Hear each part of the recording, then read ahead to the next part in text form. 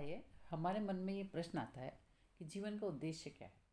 जीवन में जो कुछ हो रहा है वह क्यों हो रहा है, तथा जो हो रहा है उसे कैसे नियंत्रित करें, या जो हो रहा है उसमें अपने आप को कैसे एडजस्ट करें। हम जीवन का उद्देश्य केवल भौतिक या मटेरियलिस्टिक गेन ही समझते हैं, परंतु क्या ये मटेरियलिस्टिक गेन, क्या ये भौतिक उन्नति हमारे जीवन में पूर्ण सुख शांति में दे पाती है। मटेरियलिस्टिक अचीवमेंट हम क्यों करते हैं? सुख और शांति के लिए।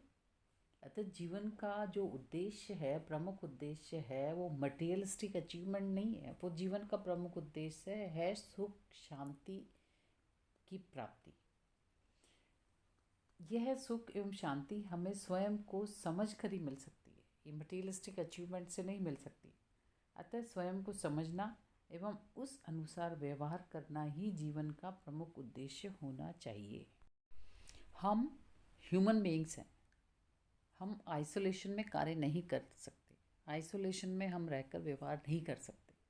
हमारा एक सर्कल ऑफ एग्जिस्टेंस है, या यूं कहें कि हमारे चारों ओर जो हो रहा है, जो चल रहा है, उसके अनुसार कार्य या व्यवहार करके ही हम सुखी, संपन्न, स्वस्थ एवं शांतिपूर्ण जीवन व्यतीत कर सकते हैं। अतः हमारे सर्कल ऑफ एग्जिस्टेंस को पहचानना एवं उसके साथ हार्मनी या सामंजस्य में रहना हमारे लिए अत्यंत आवश्यक है। यह सर्कल ऑफ एग्जिस्टेंस बना है हमारे चारों ओर स्थित व्यक्तियों से, हमारे जीवन में आने वाली परिस्थितियों एवं वस्तुओं से। इसमें बदलाव करना हमारे लिए लगभग असंभव है, परंतु उनके अनुसार स्वयं को हार्मनी या सामंजस्य में रखना ही हमारे जीवन का प्रमुख उद्देश्य होना चाहिए।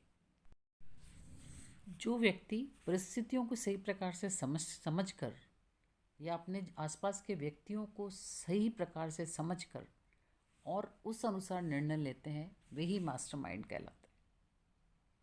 हम हमारे चारों ओर जो हो रहा है उसको देख समझकर इस प्रकार निर्णय लें कि वह हमारा शारीरिक, मानसिक एवं आध्यात्मिक विकास कर सके। हम जो निर्णय लें उस निर्णय से हमारा विकास हो। यह तभी संभव है जब हम प्रत्येक स्थिति में धैर्यपूर्वक तथा विचार करके निर्णय लें।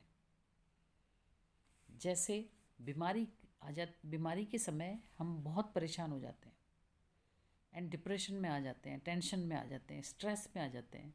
उस समय डॉक्टर की दवा तो ले ही, लेकिन उसके साथ साथ अपना धैर्य न खोकर उस समय में अपने खान पान, अपने रहन सहन में परिवर्तन करके, अपने मानसिक संतुलन को बनाकर रखकर बीमारी को नियंत्रित किया जा सकता है। ऐसे बहुत से उदाहरण हैं जहाँ पर लोगों ने भयंकर से भयंकर बीमारी को भी अपनी लाइफस्टाइल बदलकर, अपनी मानसिकता को बदलकर उस बीमारी को मात दी है।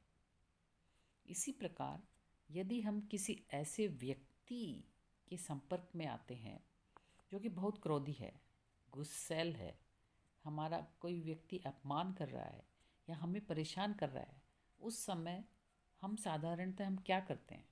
या तो रिटेलिएट करते हैं, या ऐसा नहीं कर पाते हैं तो अंदर ही अंदर हर्ट होते हैं। यानी हम जो घटना हमारे सामने है उससे जैसी है वैसी ही देखकर परेशान हो जाते हैं। जबकि इस प्रकार के लोग यदि आपके जीवन में नहीं आएंगे तो आप जीवन में टॉलरेंस का महत्व एवं क्रोध करने एवं दूसरों को अपमान करने आदि दुर्गुणों के बारे में कैसे जानेंगे। परिस्थिति कोई भी अच्छी या बुरी नहीं होती। परिस्थिति तो केवल एक स्थिति है जो हमारे सामने है। यह हमारे ऊपर है कि हम उस परिस्थिति में कैसे रिएक्ट करते हैं। क्रोध करके हर्ट होकर परेशान होते हैं, या साहसपूर्वक उस परिस्थिति का सामना करते हैं और अपने अंदर सहन शक्ति एवं शालीनता का प्रदर्शन एवं विकास करते हैं। क्योंकि हमारा कार्य तो केवल अपने आप को उन्नत करना है, भौतिक रूप से ही नहीं वरन मानसिक एवं आध्यात्मिक रूप से भी। हम तो उन व्यक्तियों के प्रति आभार व्यक्त करना चाहिए कि वे हमें उन्नत करने के मार्ग प्रशस्त कर रहे हैं। जो कि हमारा विरोध कर रहे हैं, हमारे साथ जो बुरा व्यवहार कर रहे हैं, वो हमें उन्नति करने का मार्ग प्रशस्त कर रहे हैं। परंतु इसका अर्थ ये कतई नहीं है कि जो व्यक्ति हमारे साथ जो हमारा अपमान कर रहे हैं, जो हमें तिरस्कृत कर रहे हैं, उन व्यक्तियों के सामने हम झुक जाएं। इसका मतलब ये है कि अपनी शालीनता और धैर्य मेंटेन करते हुए शालीनतापूर्वक, धैर्यपूर्वक उन व्यक्तियों से बात करें, उन व्यक्तियों का सामना करें। क्रोध, हीन भावना, शर्म, भय, चिंता, शोक, स्ट्रेस आदि हमारे व्यक्तित्व के वीक पॉइंट हैं, जो हमारी अधिकांश एनर्जी को व्यर्थ कर देते हैं। और जब हम अपने अंदर सद्गुणों का विकास करते हैं, जब हम अपने अंदर टॉलरेंस रखते हैं, जब हम अपने अंदर काइंडनेस डेवलप करते हैं, जब हम अपने अंदर पेशेंस रखते हैं, तो हम अपने अंदर स्थित एनर्जी को व्यर्थ नहीं करते। अपने अंदर जो एनर्जी है उसको कंजर्व करते हैं। परंतु क्या ये इतना आसान है? इसके लिए तो हमें निरंतर प्रयास करना होगा। परंतु इससे पहले आपको ये विश्वास करना होगा कि आपके अंदर वे सभी सद्गुण विद्यमान हैं जिनको आप विकसित कर सकते हैं।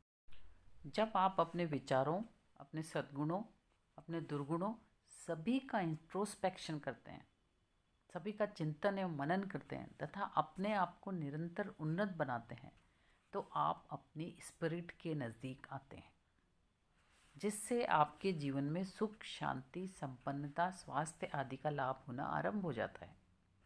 परंतु इसके विपरीत आप अपने विचारों, अपने व्यवहार आदि के बारे में जब सतर्क नहीं होते हैं, तो या यूँ कहिए कि हमारी थिंकिंग वेस्टफुल हो जाती है, तो हमारी एनर्जी का हम व्यर्थ व्यय करते हैं तथा ये ही हमारे रोग, दुख, परेशानी, स्ट्रेस आदि का कारण बनते हैं।